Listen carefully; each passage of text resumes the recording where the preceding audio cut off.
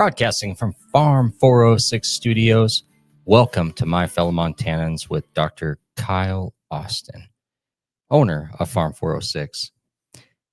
This is the last night that you can text to win Farm 406's Reader's Choice for the best Billings, the best of Billings, the best pharmacy in the city of Billings, and the best pharmacy in the state of Montana. So to do that, tonight you have to text the number 214 to the number 406-708-8670. That's right. It's the final night to vote Farm 406. We won the Reader's Choice in 2024, so we need your help to vote Farm 406, the best pharmacy in the state of Montana, by texting 214 to 406-708-8670. And welcome to My Fellow Montanans. Before we get into the government ridiculousness that a lot of you listeners out there probably join me for, but I like to throw in a little Montana history because Montana is a great state, right? And those of you that live here, we kind of take it for granted, but we forget about what's in our backyard. So every show I like to, I want to try to throw in a little history out there. So let's talk about Glacier National Park. Glacier National Park, everyone knows where it's at, but there's a lot of Montanans that's never been there. And they kind of choose not to go there because the Asians, the transplants, and the tourists out there kind of overran it. And that's kind of our fault. We allow them to come in and flood it so us locals can't enjoy it. But it does bring a lot of money and tourists into our state. So anyway, Glacier National Park is right here in the state of Montana. If you've never been there, definitely take probably a good week because you're going to want to do a lot of hiking and hit a lot of the trails. Try to get up there. If you get in the spring, you got a lot of snow and runoff. You get in the fall, it dries up a little bit and the temperatures are a little bit warmer. So you can kind of pick your climate. But Glacier National Park was established in 1910. And it was established by the exploration of a guy by the name of George Bird Grinnell. And then you have Lois W. Hill, which was part of the Great Northern Railway. And they played a crucial role in advocating for the park's creation. Now, these weren't the first people in Glacier National Park. No. You got indigenous people. You go back to the Native Americans, and before that, 10,000 years ago, there were people in Glacier National Park. But obviously, it was before it became a park. It was done by Europeans passing through. It was a great hunting spot. But in 1910, it became a park. So Glacier National Park was designated as the 10th national park in the United States. And that was done on May 11th of 1910 by President William Howard Taft. And you don't really hear much about President Taft. I mean, so this might have been the most significant thing that this president has done was designate national parks, Glacier National Park. Anyway, in 1932, Glacier National Park and Canada's Waterton Lakes National Park merged to become the world's first international peace park. And so that was symbolizing peace and cooperation between the two countries. So that's kind of a cool thing, between us and Canada. We have a love-hate relationship with Canada. I love Canada, but we give each other a bad time. But we're good neighbors. I mean, we're peaceful. 1933, the Going to the Sun Road was completed. That's that cool little narrow 2-lane road that cuts through the park. Very cool. It is outdated because back then the road was built for the small cars that everybody drove. Nowadays, vehicles are bigger. So, I mean, you're touching everybody's mirrors as you're going through there and afraid you're going to hit the rock walls. So maybe they need to do something different going forward with that Going to the Sun. I kind of think the Going to the Sun road, instead of driving your vehicle through it, they almost should just put a tram or a train, some bullet electric trains, and people get on, get off, and stop people from driving. That'd probably work really good with all the congestion these days and allow more people to enjoy the park. Then in 1964, the region experienced a devastating flood, and it washed out roads, bridges, tracks, and caused a lot of damage to the park. So then they basically had to rebuild a lot of stuff up in there. And then let's see kind of some of the history. 2010, Glacier Park celebrated its 100th anniversary. So just kind of, some cool things. And you got a lot of the chalets that are built up in there, the old hotels, the backcountry. It is definitely a wonderful place to visit, especially if you are in the mood for hiking. So a cool little Montana story that just hit New York Times, coming from Bonner, Montana. So New York Times ran a story about Bonner, Montana, titled "Trump Promised a Golden Age, Then the Montana Lumber Plant Closed Down." So they're attacking Donald Trump, blaming him for the another lumber plant closing down. But it's not related to Trump, folks. It's related to you and the economy. So the old lumber mill in Bonner, Montana, just shut down. It laid off 104 workers, and the owners of that mill admitted that Trump played no role. His tariffs played no role. He played no role. It was shut down because it wasn't profitable. And the reason it wasn't profitable, folks, is because guess what? The cost of trucking is expensive. Consumers don't want to pay what products are worth no more. So they couldn't turn a profit. So guess what? Businesses shut down. That's what happened with this mill. And this is a challenge that all big and small businesses have, is how to remain profitable in the high expensive market that we have and cheap consumers.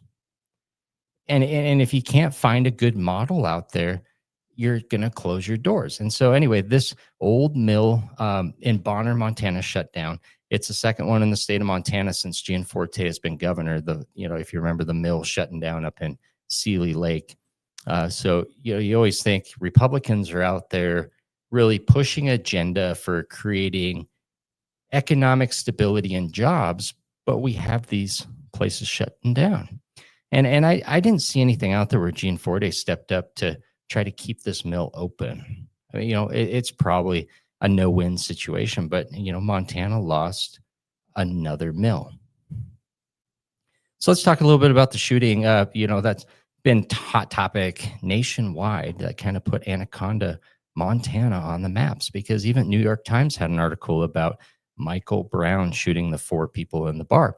But he was caught last week, and there was a fancy press release by Governor Gianforte and Attorney General Austin Knudsen. They're just kind of gloating like they're the big law enforcement agencies out there. But whoop-de-doo, you didn't. You haven't even said how he was caught, or did he turn himself in?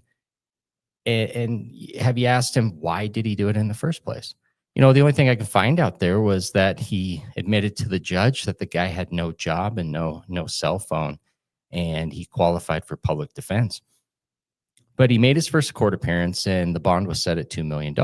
But again, how was he caught, and did he say why he did it? And the reason is it's mental illness, folks. It's mental illness. The guy didn't have a job. He's broke. He was tired of the economy. But what triggered him to go into that bar? Did the bar trigger him? I mean, they were open serving booze to alcoholics at 10:30 in the morning. But the point here is access to healthcare. And this is where our government needs to hone in. Is access to healthcare impossible? And is access to mental health impossible? If we have better access to healthcare and better access to mental health, would it prevent a lot of crimes such as Michael Brown's shooting? And that's what you have to ask yourself. There's a hot topic that just came out here in Billings, Montana, where they want to build another mental health state hospital in Billings, Montana. And the first thought I had is they can't even run the one they have over in Deer Lodge. They can't. They can't staff it.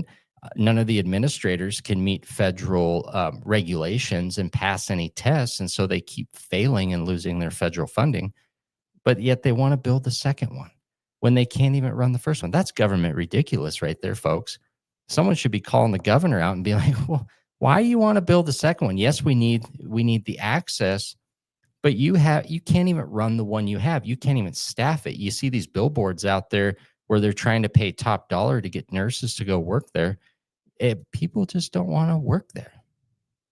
But anyway, the second hospital that's been proposed on the Skyline Drive up there on the Heights, I believe, is where they're proposing. Jennifer Owen on the city council, Billings City Council, came out and she's concerned about the location. I'm like, Jennifer Owens, you know what? You're an idiot.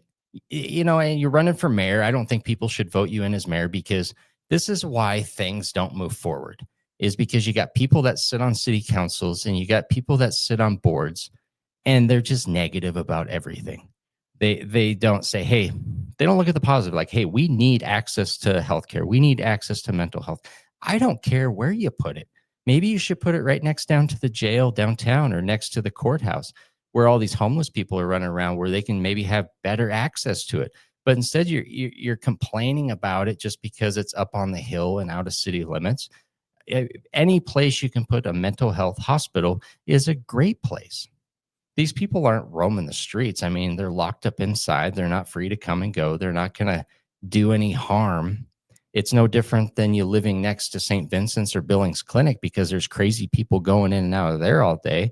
And there's crazy people going in and out of City Hall all day. So, Jennifer Owens, what's the big deal? Just say, hey, great. I'm glad there's a piece of land there. I'm glad that we're bringing a state mental health hospital to Eastern Montana so people have access. They don't have to go all the way to Deer Lodge. Think about it. So anyway, it's also interesting that they're proposing another state hospital, because Governor Gianforte, if you remember, he cut spending to our state hospital that we have in Deer Lodge.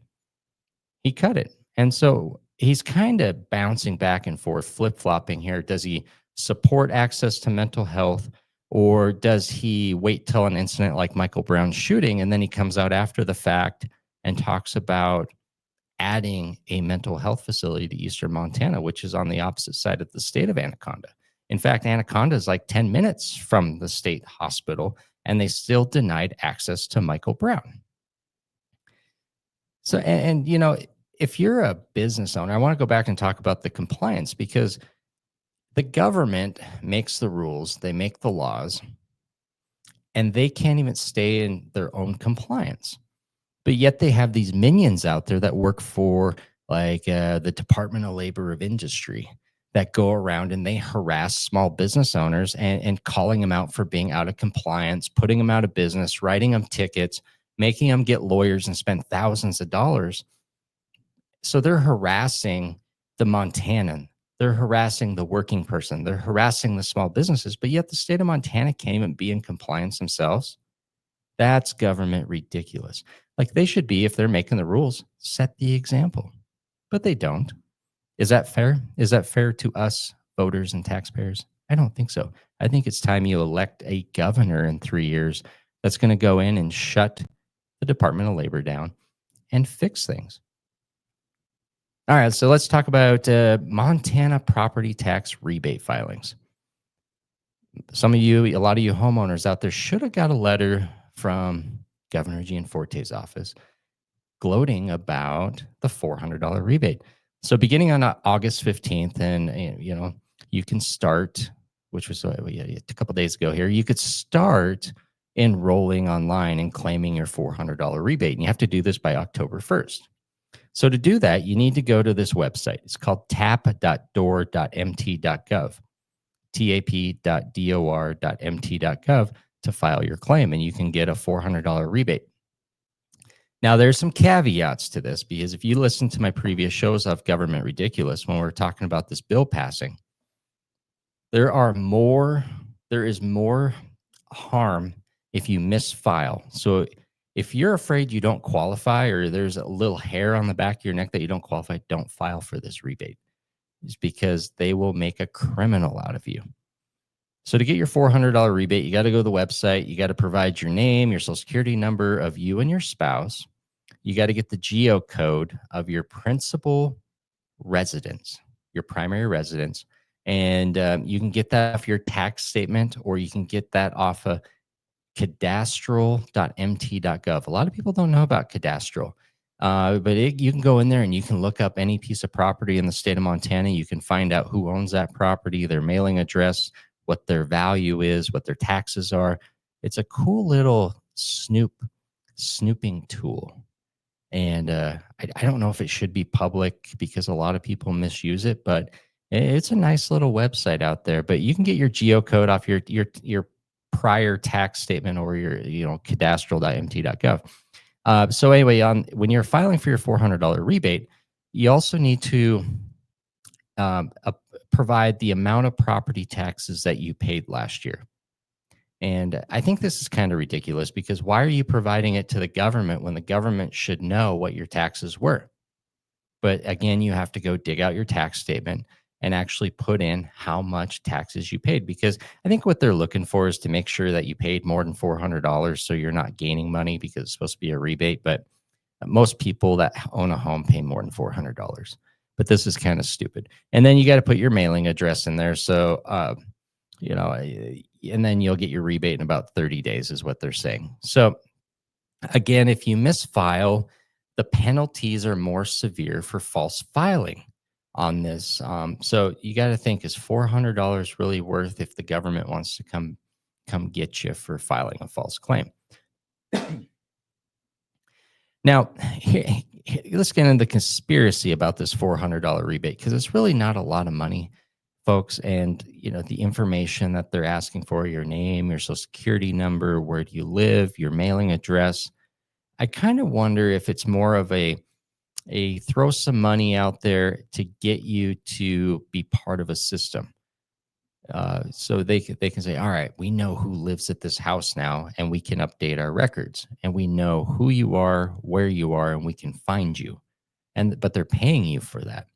I kind of feel like there's something a little bit more with this, and the government conspiracy to pay you to get you to put your name in another system. So kind of think about that before you go chasing $400. And if you want more information on this before you go file, you can. There's another website. Yep, another website that the state put together at the cost of the taxpayer. It's called getmyrebate.mt.gov. So think about that. Go enroll for your $400 if you're a homeowner. All right, so a little break here, but Farm 406 is Montana's vaccination destination. Farm 406 is open 7 days a week. Walk in, no appointments. Tomorrow, now this is a great announcement here because this is a small business dream come true, is growing and being successful. But Farm 406 is opening its second location in Butte, Montana tomorrow.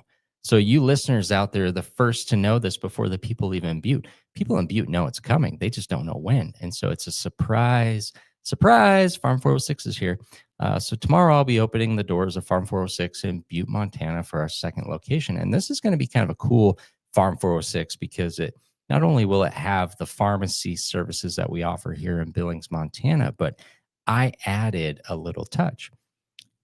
Farm 406 coffee shop and a Farm 406 soda station. So you can come in and get your dirty sodas because Montana's like it dirty, right? So you can get your muddy coffee and your dirty soda, and you can get the same great prescription service that we offer right here in Billings, Montana. So even with Kennedy's with Kennedy's involvement with the vaccines and the CDC this year and the funding cut, we still will have vaccines this fall. I've had a lot of people come in, a lot of people call and think that vaccines are going to be cut off. It's like, nope, we'll still have the flu shot. We'll still have the COVID shot. You can still get your shingles shot, your pneumonia shot at Farm 406. Just wait till September when the timing is appropriate. So, we talked a little bit about the business owners, but, struggles. Let's talk a little bit about the struggles of a Montana business owner. You employees out there, you probably don't get it, but a lot of the small business owners out there get it. There's a lot of struggles. That's why there's failures in small business, because there's a lot of government red tape, a lot of government regulations, a lot of government harassment. You talk about the Department of Labor and Industry. That place needs to be shut down because all they do is harass the small business owner. And think about this. A small business owner in the state of Montana not only has to get licensed with the state and registered with the state, but if you do business in like the city of Billings, what do you got to do? You got to go to the Billings and you got to get another license. Why don't we get rid of the city license and just have state licensing? Or how about we just get rid of licensing altogether and you just file a tax return? But there's a lot of stupid stuff like that. And then you get into the employees. Small businesses struggle with one, hiring an employee or a good employee, and then trying to retain that employee. And then you got to compete with high wages because of the corporations. And then you're stuck with paying workers' compensation. And then you got to pay taxes on the employee. And a lot of employees are like, well, taxes are withheld from my paycheck, but they don't know that the business has to match those taxes that are withheld from the employee. So that adds more expense to a small business. Now, if I was governor or a legislator, I would love to get rid of, not necessarily get rid of workers' comp, but instead of the employer paying for that, it should be an option for the employee. It's like electing an option for health insurance. If the employee wants workers' compensation, they elect for it, and those are withheld from their paycheck. It shouldn't be an employee expense. And I would get rid of the taxes on the employee's wages. You can withhold wages from the employee's paycheck, but why is the business matching those taxes and paying more taxes? That should go bye-bye. And it would strengthen small business in our state because look at this, small businesses want to succeed. So if they have more money in their pocket, they can hire another person and provide one more job. But if they're paying all this stupid money to the state, like workers' compensation and the extra taxes, they can't bring on more employees. And so then they can't provide the extra services, and it makes it even tougher for them to compete. Then this is the irritating one that I hate because times have changed. We have the internet, we have a UPS, FedEx, the post office, online shopping. Small businesses have to pay ridiculous amount of property taxes, like in Billings here. Billings is outrageous on property taxes for small businesses, but yet we have to compete against businesses like Amazon. Amazon does not pay property taxes in many places, but yet they compete online with the small businesses that do.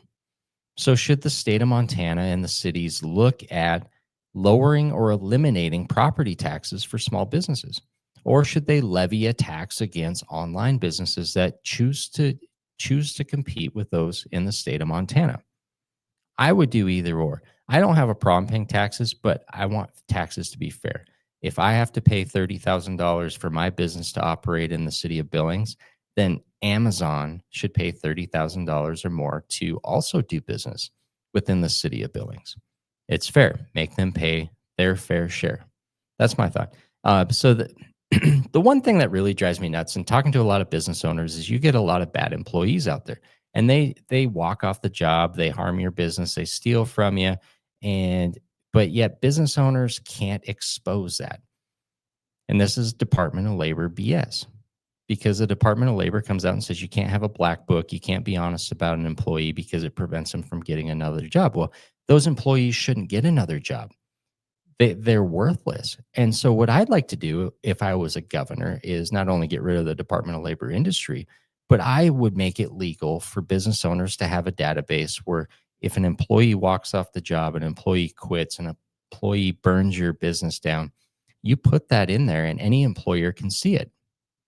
Now, I would be fair and allow the employee an opportunity to rebuttal. And so you have two sides of the story. But me as a hiring manager and a business owner, I have a place now I can go and I can actually get the honest truth of how that employee acted and performed at a previous business. Because if an employee just didn't show up the next day and then 2 days later, oh, I just decided I didn't want to work for you no more, but I left you hanging so you couldn't keep your doors open at your business.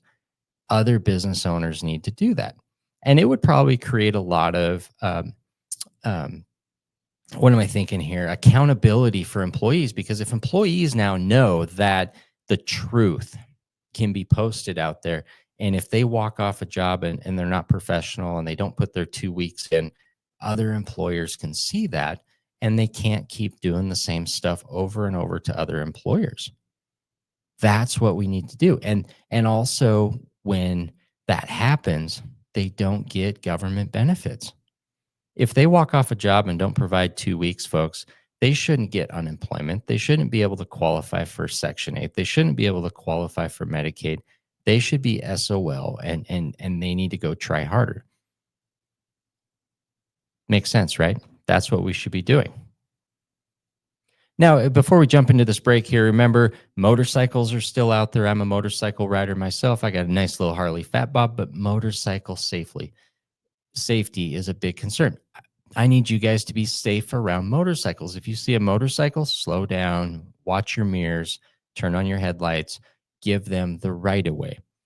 And I know we all like to speed out there, but it's not appropriate for you to be speeding on the highways. If you want to do some speeding, go to Big Sky Speedway and watch the races every weekend pretty much from now through the end of October. And you can watch those guys go fast, and maybe you'll see a cool wreck. Those wrecks are pretty cool. Well, folks, we got to take a break. You are listening to My Fellow Montanans with Kyle Austin. We will be right back.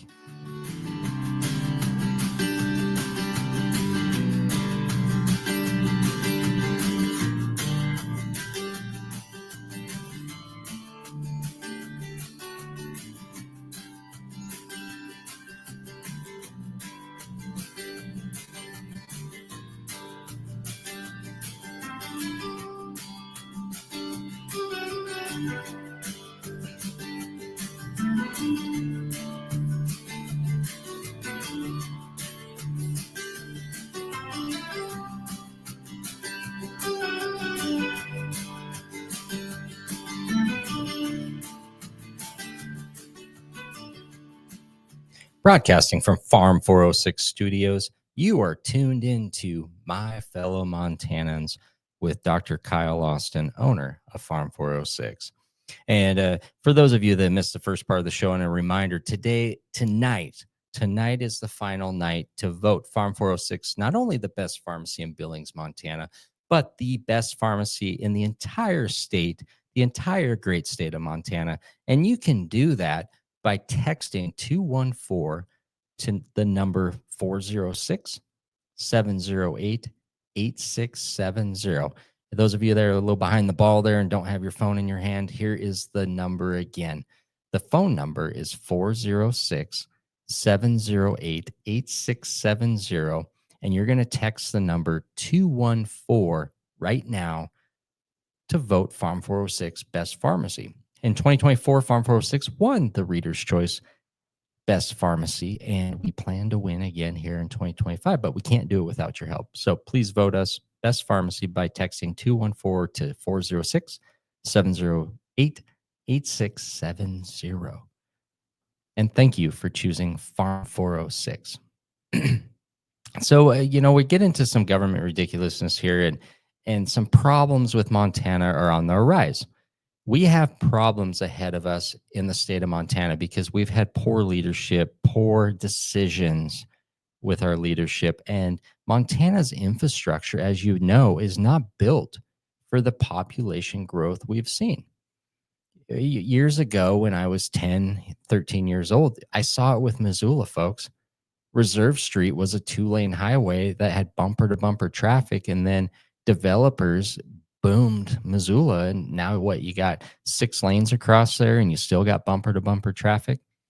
They should have probably just left it 2-lane and told people to go live somewhere else. I mean, that's honestly what we should have done. But now you see it in Bozeman, and Bozeman's trying to play catch up with their infrastructure. But us Montanans need to realize, do we want that growth? Everyone's like, oh, we want more people. We want more things to do. We want more cool things. We want more money. But if you go visit Denver and you visit Salt Lake, you don't want that. You're excited to go back home and be like, yeah, 2 days here in Denver was too much, or 2 days in Salt Lake City was too much. It's time to go home, because you got the stench, you got the drunks, you got the crimes, you got the poverty, and we don't want that in Montana. So we really got to look at the population growth. But we also, with me being a pharmacist and in the healthcare world, we have a serious problem on the line, because right now we have a healthcare shortage. And over the next 10 years, people moving to Montana came here to retire. They're still young, in their 50s, 60s, and they still get around really well, but they came here to retire. And we have a big aging population that is going to exceed the workforce. And it's definitely going to exceed the workforce of healthcare workers. So where are we going to put this aging population for one? And who's going to take care of them and who's going to pay for it? We have some huge problems on the rise in Montana because we're not like every other state. We have a unique situation that is coming whether we like it or not.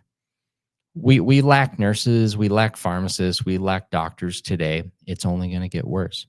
And you got to ask yourself, what's the issue? Because the schools, the colleges aren't full. They can barely fill their seats anymore. And I kind of wonder if it's not the lack of interest in people going to college. Do kids coming out of high school lack interest in going to in college because high school was boring? And they're like, man, I don't want to go to college because high school was boring. I can't stand another 4 to 8 years to go into healthcare. And that would be a good thing to go in and find out why and poll or talk to or interview high school kids that don't go to college and find out why and see if we can't change that direction. But I mean, college, I mean, you got the high cost. A lot of families can't afford college, even though there are some grants out there and there's some scholarships and you can accrue the debt and pay it off over long term at low interest. But it's more, I think, the length. Pharmacy school 6 years. You go in and want to be a doctor, it's 8. Then if you want to be a surgeon, you got to be 10 to 12 years. I think that really turns people off. Do we really need that long of schooling? And did the colleges do that on a purpose so they can make money? Because that's at the end of the day, they're there to teach you, but they want to keep students because that's how they make their money. But also today, um, high school kids can walk out of high school and they can get jobs at $20 an hour at most businesses or even McDonald's. So to them, $20 an hour is quite a bit of money because back when I was a kid in high school, minimum wage was like $7. I remember when I was like 15, I was working $5 an hour, and then it went to $7 an hour, $8 an hour. And when I got into high school, I went and did some fencing for $15 an hour, but that was top dollar. So these high school kids walking out and they can get an easy cake job for $20 an hour. That's good money. So that doesn't entice them to want to go to college either. But really, what is the problem with healthcare? And I'm going to tell you folks two things. It's the government and it's the insurance companies. Insurance companies with their regulations and their audits and their low reimbursement, nobody wants to go into healthcare no more. It's been politicized too much. They're not there to care for the people anymore. They're sitting there doing audits, they're doing paperwork, they're doing prior authorizations. That's not what people want to go to healthcare for. They go into healthcare because they want to help people, not do paperwork, not be a lawyer, not fight with insurance companies. So insurance companies have ruined healthcare and the government has allowed them to do it. On top of it, the government with the Department of Labor and Industry, which has gone rogue, but then you have the health departments in there and you have all this bureaucracy that also drives people out of healthcare. And so our government regulations need to lighten up. I agree there needs to be some regulations for patient safety, but again, I get our board of pharmacy inspector coming in and some of the crazy crap that he comes up with, I roll my eyes. I've been doing pharmacy for 17 years and literally doing it every day of my life for 17 years. And some of the crud and garbage that they brainstorm, it's like, no, no, no, no, no. That's government ridiculousness right there. And the day I'm governor, I'm going to put an end to it. The board inspector, he's old and he'll probably be retired by the time I'm governor, but I'm not going to let anybody continue to do that because what it does is it puts more red tape and barriers in the healthcare world for us to actually just take care of our patient and do what's right. And where the government gets is they put the fear that we're going to take your license away if you don't do what you're told. And that's socialism, folks. We don't want socialism. And that's what the Department of Labor has become, is a giant socialism environment. And it drives people out of business. And that's why there's not a lot of independent businesses anymore, or even healthcare businesses. A lot of small towns used to have private practice doctors. They threw their hand up and they said, I'm not doing it no more. And again, going back to, our own state that can't even pass their own inspection at the state hospital. Why are they out there trying to inspect and harass other healthcare entities when they can't even do a good job themselves? It kind of tells you, it's like when you go back in the day, it's like maybe you should look in the mirror before you go and poke the bear. And that's the message that we probably need to tell the governor is, you need to get your own ducks in a row before your cronies are out there harassing the small business owners. Because we need less government ridiculousness and less regulations to make a strong economy and happier people and getting them back to work. We do need a new style of government. I admit the times have changed. There's no way of running the government like we did 200 years ago. We need younger blood in our state government and our federal government that will eliminate old stupid laws, eliminate old codes, and get old thoughts out there. You talk to a lot of younger people these days, like talking about the Billings Fair and how horrible it is. And I told them, I was like, you want to know the reason that it's not great anymore? And they don't know, but it's because a board runs the fair, and it's a bunch of old people sitting on there that are set in their ways 60 years ago. Well, this is how we did it as a kid when we were kids, and this is how we've always done it. And we want it to be family friendly, and we want to keep the garbage out of there. So they keep it small and simple. And it's not a fair no more, folks. So we need to get the older people out of the way and let younger people come in. We need younger people in our legislature, younger people in our governor's office, and younger people as a president of the United States. Because right now, even at the age of 43, I feel like I'm living someone else's life because they're creating, all these old people are creating the rules, and I'm having to live in their footsteps instead of me stepping up, which I'm going to try to step up, and I will be governor someday, and I will change that because I want to create the world not only that I want to live in, but for future generations to live better than we do now. And we can only do that with a new style of government and a new government style of leadership. So let's talk a little bit about drug prices. We'll bring pharmacy back into this because still in the hot topic is, you got people out there that want lower drug costs. They blame big pharma. And then you got Trump out there that's trying to lower drug prices. But folks, I'm going to be honest with you. It's not big pharma, the manufacturers. Okay. When you think of big pharma, you think of the manufacturers, and that's not the reason for the high drug prices at the end of the day. You can still get affordable drug prices. The problem is the health insurance companies. Okay, they are driving the prices up. They're wanting to profiteer off this just as much as the manufacturers, but it's also the government. So let's talk about this a little bit. So Trump issued an executive order at the end of July, and you probably remember this because he told drug makers that they had to lower their drug prices by September, and they had to have their prices cheaper than every other country out there, basically, by the end. And he did this at the end of July. All right. So have we seen prices drop in the United States? And the answer is no, folks. I buy drugs every day. I spend thousands of dollars, and it is not dropping.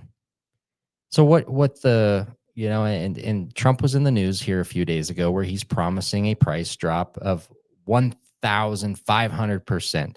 And I'm thinking, I was like, can you really cut drug prices 1,500%? Is that even possible?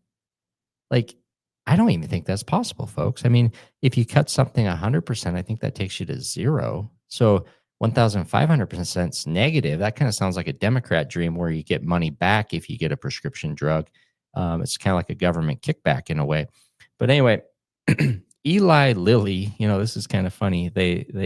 Eli Lilly raises the UK price of Mounjaro, and Mounjaro is a GLP-1, helped with diabetes, but also weight loss. So a lot of people are familiar about that. But Mounjaro raised their price 170% after Trump griped about the foreign freeloaders. And yes, I will admit that foreign countries do freeload and they get the benefit because companies can sell their product there cheaper than in the United States. And I can't really tell you exactly why that is, why the manufacturers do price gouge Americans more, but it comes back to the rebates, the kickbacks, the insurance companies, and government regulation. And I feel like the drug companies take it out on Americans because our FDA requires a very extensive safe and efficacy trials before the drug can become market. Where in other countries, they don't have that. And so manufacturers can put drugs on the market a lot cheaper. But the 8 years that they're trying to get their patent and do prove the safe and efficacy here, they probably recoup that off the Americans because it's our government that created it. So when I say it's not the manufacturers, it's big pharma, it's the insurance companies because you can come in without insurance and I can get you a lot of generic drugs for pennies on the dollar without insurance. I mean, so it's cheap. It's very affordable these days with all the drugs on the market. Now you get the expensive ones that are in the unique situations like cancer treatments, IVs, new drugs that come out to the market, but you can treat pretty much any disease state out there with generics that we have. You don't need the new and improved one all the time. And so we can still have affordable healthcare without the insurance companies. But the problem is with the insurance companies, folks, because I've been talking about it, I've been preaching about it. The drug companies collect your premiums, or not the drug companies, the insurance companies collect your premiums. And they charge high premiums, $1,500 to $1,000 a month, but they act as a discount program. They don't actually pay the doctor. They don't actually pay the pharmacy. They just discount the top dollar. And so what happened is years ago, providers and pharmacies just came to a max billing a philosophy and practice where they just max bill $10,000 and then they just take what the insurance company discounts it to. And that leaves your copay where maybe you're not happy with it.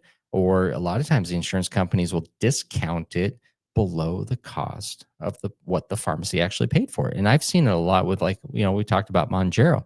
Mounjaro is a $1,300 cost drug, but the insurance companies will come back and say, you know what, we're only going to pay $800 and the pharmacy has to lose the other $500 and eat it because they're contracted with us and they don't have a choice. Well, to me, that's fraud. And that's fraud, waste, and abuse because the insurance company is not paying the fair market value of that drug. It's not me marking it up, folks. That's what I paid for it, the $1,300. But the insurance companies are getting away with fraud and hosing the healthcare world. And that's why we have fewer healthcare practices out there. That's why healthcare is struggling. And that's why people don't want to be in healthcare no more. Do you think people really want to take care of you if they're not getting compensated appropriately? If I lost $500 on every prescription that I gave you, do you think I'm going to be in a good mood and I want to help you no more? No. I'm going to close my doors and I'm going to go raise cattle or something and not take care of people and be part of healthcare. So that's why health insurance companies have ruined healthcare in the United States. And that is why we need national PBM reform, folks. When I've been running for United States Congress the last couple of years, I have very, very, very, very been outspoken about creating PBM reform on a national level and creating a United States Healthcare Corporation. Because everyone has an idea how they can fix healthcare, and it's not about just throwing more money about it. It's about being efficient. And I can turn healthcare upside down without it being completely government ran and make it affordable for everyone, where we can cut your premiums in half, we can cut your copays in half, and we can pay providers what they're worth and give people a reason to be back into healthcare and taking care of those who need the help. You have to vote for me though, because the insurance companies running the show with the government being bought and paid for is not going to do it. They're putting money in their pocket while we're all suffering. So national PBM reform, we need especially Medicare PBMs because they're not controlled by the state laws and state control of the Commissioner of Insurance Practice within the state. But you as a consumer are paying high premiums for your Medicare plans, and the insurance companies are taking your money and they're only acting as a discount service because they're not paying when you go to the pharmacy and you got your $5 copay. They're just cutting the price down to $5 and forcing the pharmacy to sell it to you for that. And those are the pharmacy benefit managers. They are corrupt and they are underpaying and overcharging. But wait, you don't care, but you should, because this comes down to the level of care and access to healthcare in our state. And if we don't have access to healthcare, folks, you're probably going to see more mental health people out there having shootings in the bars in Anaconda, Montana. And it's going to happen even more and more across the state.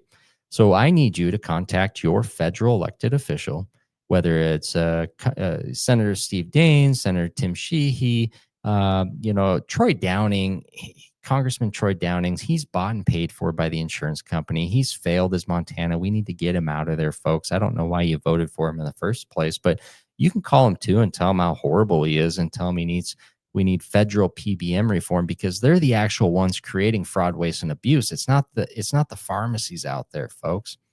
But again, if you elect me into a position, whether it's a federal position or governor, I will push my plan for the United States Healthcare Corporation. And this plan consolidates a lot of government wasted money. It consolidates Medicare, it consolidates Medicaid, it consolidates the VA program. And it makes it more efficient because guess what? It's a nonprofit system. So there's no profits out there and the money goes back in and back into the people's health care. That's how we make it more efficient. And we can build the best healthcare system in the world. America used to be number 8 in the level of healthcare that consumers receive. And now, today, you want to know where America is at? 28, folks. We are ranked 28th in the whole world for how great our healthcare is. Does that make you proud to be an American? It should make you actually sick to your stomach, because America has always been great at everything we do, but we let our healthcare system go to crap. So really, you need to listen to me, and you need to get rid of the PBMs. We need federal PBM reform. And you need to stop electing people like Troy Downing. So let's talk a little bit about Montana, some of the government ridiculous, because I have Native American friends. I don't have a problem with the reservations. I like going to the reservations. In fact, I've done a lot of healthcare work on reservations. But you see the poverty that goes on and the boundaries that it creates and the reverse discrimination that goes on. And a topic of discussion that people maybe should have with reservation leaders is it time to eliminate the boundaries of reservations? Do we eliminate that and the stigma and try to create a government whole or a society of everyone? Because people that live on the reservation, they don't have hope. They don't see outside in the world. And then the people that do leave the reservation, they look back and they're frowned up. The people that stay there, they're frowned upon. And again, white people discriminate against people on the reservation too. So if we eliminated the boundaries of reservations, could we improve the life of Native Americans? And that's the come to Jesus talk that, sometimes someone's going to have with the leaders of the reservations to see if that will make it better. Something to think about there. But, also the thought I had too was people that don't like government, people that don't like the rules and don't want to be part of, let's say, the state of Montana. Why haven't we created a government-free state? Now, follow me on this, because people that commit crimes, they're criminals because they don't fall in line and do what the majority of the people want them to do, because the majority of the people made the law, right? They made the law and they made the criminal. So if we took like the state of Wyoming, let's say, all right, we ripped out the state government, the city governments, the federal government has no control, but the Wyoming now can be the Wild West. There's no law enforcement, no rules, no oversight. You move there, you're on your own. Do you think the criminals would actually move to Wyoming? I mean, you'd have a lot of people. It's like, I'm moving to Wyoming because I don't like the government. I don't want to pay the taxes. I'm going to homestead there. It's going to be the Wild West. Yes. If someone gets in my face, I'm just going to knock them on the ground or shoot them. But the criminals aren't going to go there. I'm going to tell you why. Because The government protects the criminals. The government wants people to be criminals so they can have pets of society. And if those criminals went to Wyoming, guess what?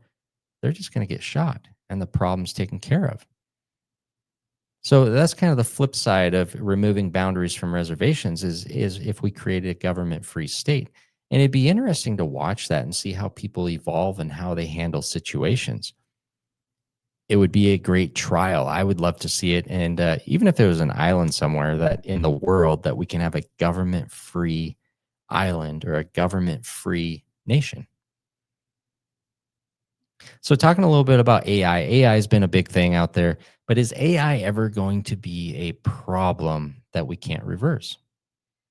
I feel like as the more AI is coming out, you got AI phone calls, AI robots, AI is doing everything. In fact, if you want to learn something anymore, you just go Google it, and AI gives you writes your paper for you. But at what point is it going to be too much and it's gone too far? And are we going to be able to control it as humans and pull the plug or cut the cord?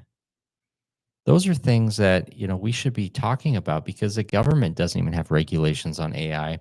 In fact, you got Governor Gianforte out there. Oh, we're using AI as a reason why we need to dig more coal because we need to power AI. Folks, I hate to talk about these movies that came out 20 years ago, but when they had AI 10, 20 years ago in a movie, what happened? The AI took over. If AI is flying your airplane and all of a sudden you make AI mad because you called Siri a bad name, AI is going to crash that plane into a mountain, or AI is going to shut off your power, or AI is going to, have more power than we do. So kind of think about that. At what point do we put an end to AI? Just remember, Farm 406 is Montana's vaccination destination. Farm 406 is open 7 days a week with walk-ins, no appointments. Remember, tomorrow I'm opening Farm 406's second location in Butte, Montana, with a coffee shop and soda station. So if you're over in Butte, Montana, feel free to stop in and see our new store on Harrison Avenue. That concludes today's show. You can follow My Fellow Montanans at youtube.com at My Fellow Montanans. You can listen on 94.7 FM or the Mighty 790 AM, or listen live anywhere in the world at mighty790.com. If you'd like to be a guest, sponsor, or advertise on the show, email me, Kyle, at farm406.com.